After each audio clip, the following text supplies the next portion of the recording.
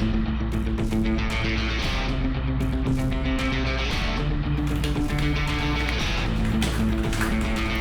Państwa, nazywam się Maciej Hołuj i będę miał przyjemność prowadzenia nowego programu sportowego w telewizji TV Myślenice. Do studia będziemy zapraszać sportowców, trenerów i działaczy. Zapraszam serdecznie, wrzuć na sport.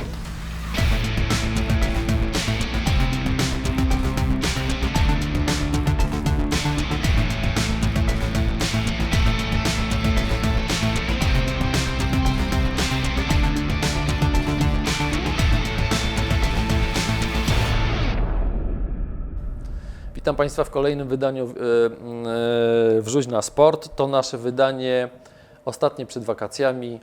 W związku z tym już teraz zapowiadam dwumiesięczną przerwę, ale wrócimy do Państwa we wrześniu. Dzisiaj mamy studio piłkarskie, mamy gościa, trenera Kamila Ostrowskiego, trenera Orła Myślenice. Dzień dobry. Dzień dobry, witam Cię Kamilu. Dziękuję, że wpadłeś. Będziemy mówić oczywiście o Orle Myślenicy i o awansie Waszym do 5. ligi. Zanim przedstawimy zawodników i bohaterów tego awansu, chciałbym Cię zapytać, bo powiedziałeś tutaj przed wejściem na wizję, powiedziałeś, że dużo czasu Wam zajęło zdobycie tego awansu. Możesz coś powiedzieć na ten temat? Jak wygląda historia tego awansu? No tak, bo jakby tak popatrzeć na to, w jaki sposób budowana jest nasz klub, nasza drużyna, no to faktycznie to jest taka praca organiczna u podstaw, w dużym stopniu związana zbudowana na wychowankach, a wychowanie chłopaków na odpowiedni poziom, no to trochę zajmuje czasu, taka prawda jest. Myślę, że to tak jakby zaczęło się, żebyśmy tak realnie myśleli o tym, no to trzeba sobie jasno powiedzieć wtedy, kiedy zaczęliśmy mieć takie pełne szkolenie, czyli kiedy zaczęliśmy szkolić od dziecka praktycznie po dorosłego zawodnika, no to myślę, że to trwało tak ogólnie 15 lat. 15 lat wychowanie. No oczywiście to jest duży plus, że gracie swoimi wychowankami, że ten awans został uzyskany przez zawodników, których wychowaliście. Tak. Ale 15 lat. Czy jak się sezon zaczynał, ten, który się zakończył teraz, jak się zaczynał sezon, zakładaliście ten awans? To znaczy tak, 15 lat trwał ten proces budowania, tworzenia tej drużyny, która stawała się, wiadomo, z roku na rok coraz lepsza. Jakościowo lepsi zawodnicy występowali w drużynie seniorów. Natomiast taki cel awansu konkretnie postawiliśmy sobie pierwszy raz w tamtym roku. I w tamtym roku też byliśmy bardzo blisko. Bo zdobyliśmy też 60 punktów, dokładnie tyle, ile teraz. Teraz nam jeszcze zostało 2 mecze, także możemy ten dorobek powiększyć. No i w tamtym roku skończyliśmy tą naszą walkę o awans na finale barażowym, który rozgrywaliśmy na stadionie Pogoni Skotniki, który niestety przegraliśmy. Ale to był taki pierwszy rok, gdzie sobie powiedzieliśmy tak, to już jest ten czas, że gramy o awans. I w tym roku to był drugi sezon, w którym dopięliśmy ten cel. Konsekwentnie. Tak jest. Co dla klubu i dla Was oznacza ten awans? No oczywiście jest to sukces dla Was, to tego nie da się ukryć, ale jakie pociąga za sobą konsekwencje? No oczywiście dążyliśmy do tego w klubie wszyscy, bo wiedzieliśmy, że tak, infrastruktura jest gotowa, organizacyjnie jesteśmy gotowi, mentalnie też, bo to też jest ważne, żeby myśleć już na takim odpowiednim poziomie. I jakościowo też, także byliśmy na to gotowi. Teraz wiemy, że są konkretne wyzwania, bo oczywiście trzeba stawiać sobie nowe cele, bo to te cele sportowe, tak.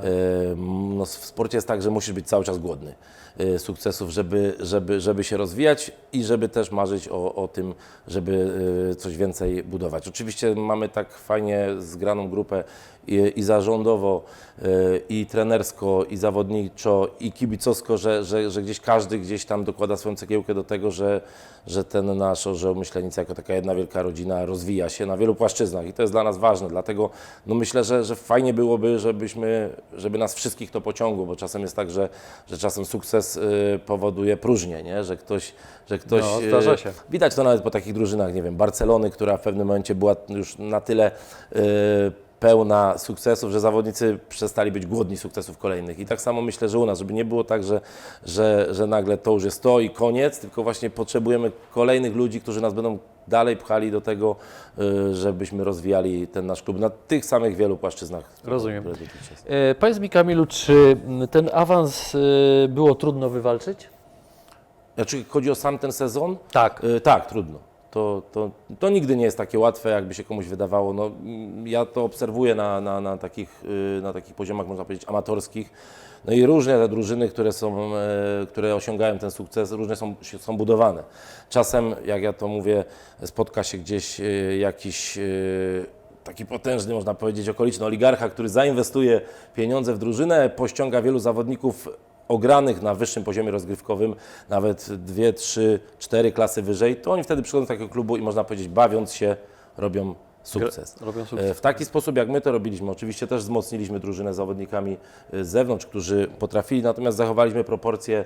W dużym stopniu to byli nasi chłopcy, no tak jakby chociażby Bartek Gromala czy Krzysiek Górka, popularny Wiśnia, tutaj występowali, pierwsze swoje kroki stawiali w tej drużynie jako chłopcy w wieku 16 lat.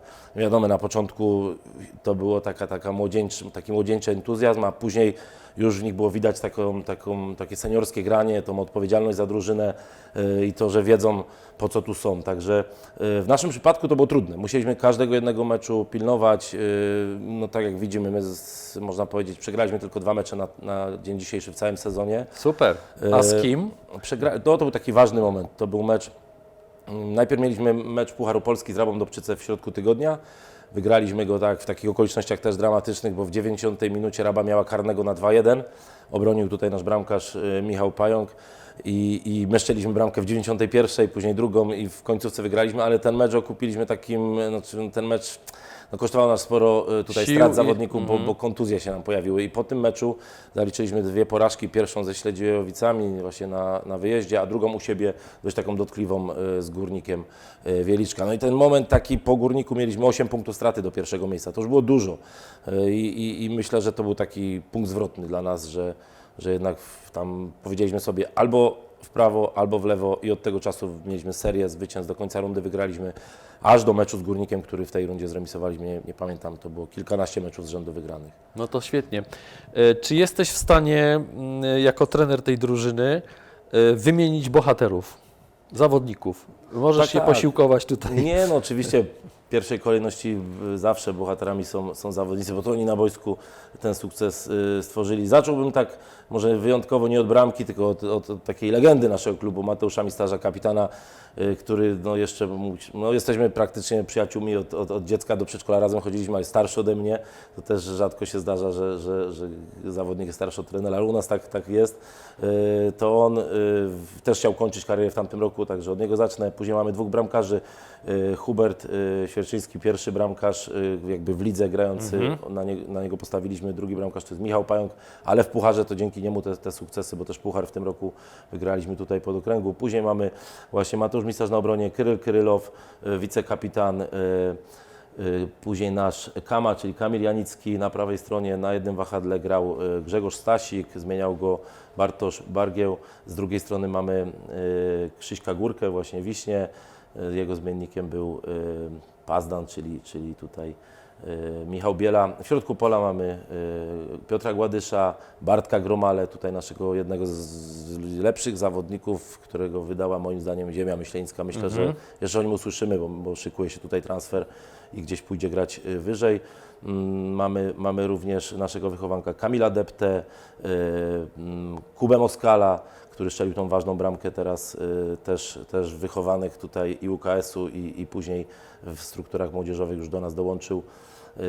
Mamy tutaj jeszcze już żeby mi nie wyszło, z młodzieży naszej, czyli Kamil Suder, Miłosz Rusek, Antek Kowalcze, Tomek Bruzda, to są zawodnicy, którzy jeszcze na dzień dzisiejszy są juniorami. Adrian Ciślik lubi juniorami młodszymi, ale oczywiście tak. Wprowadzasz ich do drużyny, tak? Zawsze część juniorów z nami trenuje i sukcesywnie są wprowadzani. Norbert Wąsowicz to już też nie junior, ale jest tutaj z nami na stałe. Mamy Błażeja Brasia, którego akurat w tym meczu nie było, brakło go na tym zdjęciu, ale jest. No i gość, który można powiedzieć odpowiadał za ofensywę, czyli Krzysiek Zając, to też legenda tutaj piłki, można powiedzieć z powiatu myśleńskiego. W wielu klubach tutaj grał, osiągał wyniki, no i niewątpliwie dzięki niemu, że został, że gdzieś tą odpowiedzialność za te ofensywne akcje wziął na siebie, no to udało nam się ten awans osiągnąć. Damian Wsuł, no i napastnik, który dołączył do nas w lecie, czyli Bartosz Kiełbus.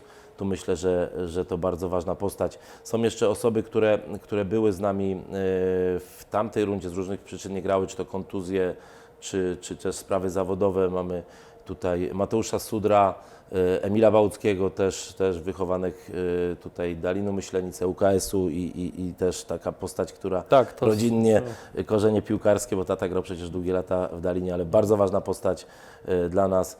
W tej rundzie nie mogliśmy też korzystać jakby z pomocy Artka Mistarza, który nas opuścił, ale strzelił bardzo ważną bramkę w tamtym sezonie, w ostatnim meczu z Toporem Tenczyn, która dała nam też 3 punkty.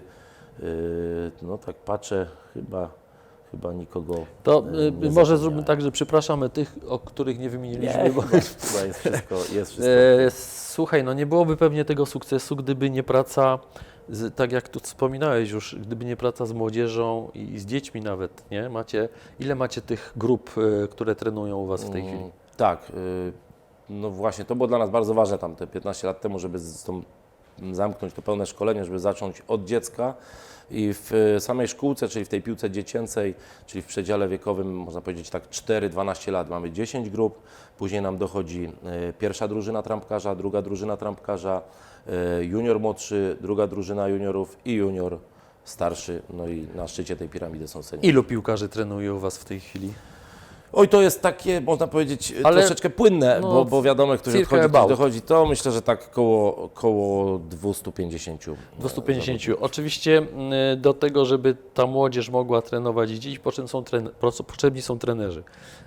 Ty jesteś trenerem pierwszej drużyny, a mógłbyś jeszcze powiedzieć coś o kadrze trenerskiej? Oczywiście, no, to jest efekt pracy wszystkich trenerów w naszym klubie i też trenerów, którzy we wcześniejszych latach pracowali, bo tak jak zawodnicy, tak i trenerzy, wiadomo, się zmieniają z różnych przyczyn, no ale na dzień dzisiejszy to ja jestem trenerem właśnie drużyny seniorów, mamy Marka Pajkę, trenera juniorów, mamy Marka Łacnego, Kubę Stasiaka, ze mną jeszcze tutaj w sztabie szkoleniowym, ale do niedawna trenerem juniorów młodszych był Łukasz Zając.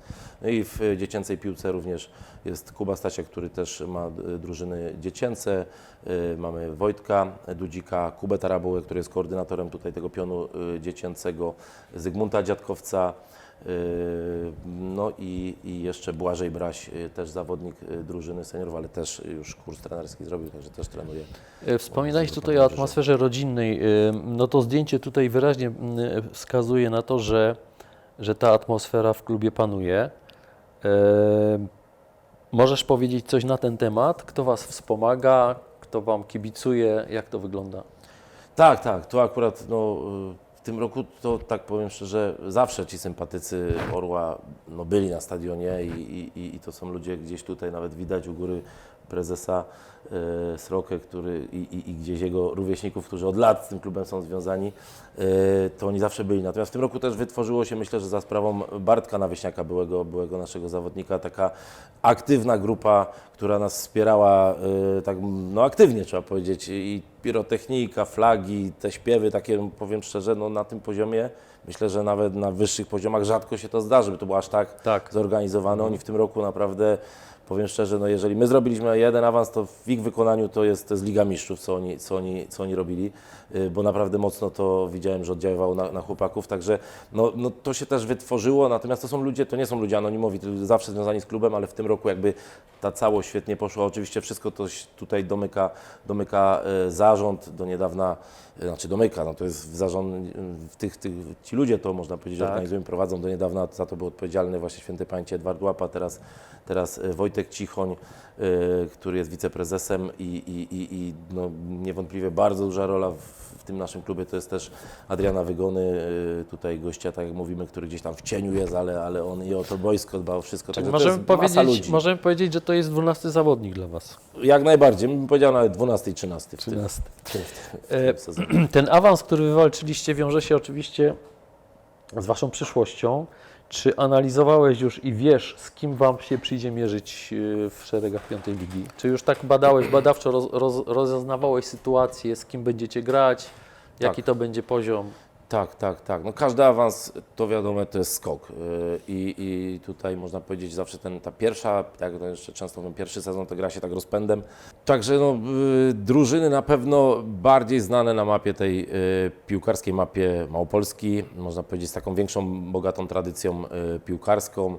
No na pewno cieszy fakt, trzymamy kciuki jeszcze za Rabę Dobczycę, która walczy o utrzymanie, ale te mecze z nimi to zawsze były, bo pamiętamy. Utrzymanie W piątej lidze piątej lidze. walczy Raba, bo awansowała sezon przed nami, ale te mecze z nimi zawsze to były takie lokalne derby, fajnie się to grało, dużo kibiców. Czyli jeśli się utrzymają, przyjdzie Wam walczyć z nimi między Znowu innymi. z powrotem, także to też... A z kim jeszcze? Jakie tam są drużyny, których możecie się obawiać, czy z którymi się będziecie mierzyć? To znaczy, no też w tej lidze, no tak, kilka drużyn awansuje, może spaść nawet 5 albo 6, w zależności od tego, ile spadnie, także w takim stałym zestawieniu zostanie znaczy część drużyn na pewno jest tam Jutrzenka Giebułtów, też kiedyś grająca na poziomie trzeciej ligi, Węgstanka Wielkie, nie wiadomo czy spadnie, jest Sokół, Kocmyrzów, Krakowia Dwójka bodajże, no są drużyny, chyba Hutnik też dwa. Będzie z kim grać w Będzie każdym z kim razie. grać, jakościowo na pewno to będą solidni. Co po zakończeniu sezonu? Jak będziecie, rozumiem, że jest jakiś okres roztrenowania, a potem będziecie się przygotowywać. Jakie są plany Twoje jako trenera w stosunku do drużyny? No można powiedzieć, że tym awansem takim troszeczkę przedwczesnym, w sensie takim, że zostały nam 2 mecze, jeszcze nie musieliśmy czekać do samego końca. Daliśmy sobie czas na to, żeby w pewien sposób już, można powiedzieć, myśleć o tutaj tej drużynie na przyszły sezon. Na pewno, tak jak mówimy, no my też jesteśmy klubem, który wychowuje tych chłopaków i jeżeli jest możliwość, to tych swoich chłopaków posyłamy dalej, bo wielu z naszych zawodników trafia. Czyli może się klubów zmienić wyższych lig. skład, tak? Na pewno się zmieni. Będziecie to- wzmacniać coś spoza...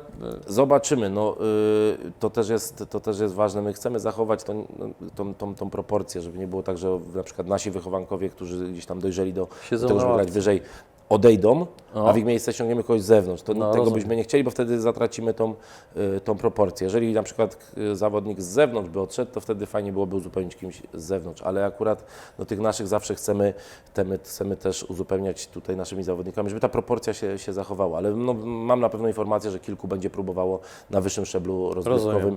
i też z jednej strony jako trenera mnie to boli, bo ta drużyna się słabi, ale trzymam mocno kciuki tych chłopców. Tak, no bo to jest znam od dla nich dziecka. podniesienie poziomu. Tak, i dla nas wszystkich taki też przypieczętowanie tego, że no naprawdę dajemy tym chłopakom coś możliwe. Wakacje dla tych piłkarzy będą Muszą mieli? być, tak jest, oczywiście. Krótkie, no w piłce te wakacje są krótkie, no bo w połowie lipca będziemy musieli rozpocząć Treningi. przygotowanie. I wyjeżdżacie gdzieś na jakiś obóz, macie w planach jakiś... No niestety to jeszcze nie te poziomy. Czasem się nam zdarzało gdzieś wyjeżdżać, ale to bardziej w okresie zimowym, natomiast na obecną Będziecie chwilę trenować na swoich obiektach. na własnych obiektach. Tu mamy świetne Czego mogę Wam życzyć w przyszłym sezonie? No, tego ognia, żeby cały czas on gdzieś tam się tutaj palił, zwłaszcza w zawodnikach, w zarządzie, w kibicach, żeby to taki nie był jednorazowy sezon, tylko żeby cały czas gdzieś to się tak tliło, otworzyło w sensie tak mocno i żebyśmy to sportowo pójdzie też do przodu. No jeżeli to w tylko takim będzie. razie ognia. Dziękujemy bardzo. Dziękuję Ci za wizytę, Kamil, w naszej redakcji. Bardzo fajnie ten sukces, jeszcze raz Wam go gratuluję. Dziękuję. Z Państwem się żegnam na okres wakacji. Po wakacjach we wrześniu wznowimy oczywiście nasz program. Już dzisiaj zapraszamy. Wszystkiego dobrego i do zobaczenia. Dziękuję bardzo za uwagę. Do widzenia, dziękuję. Do widzenia.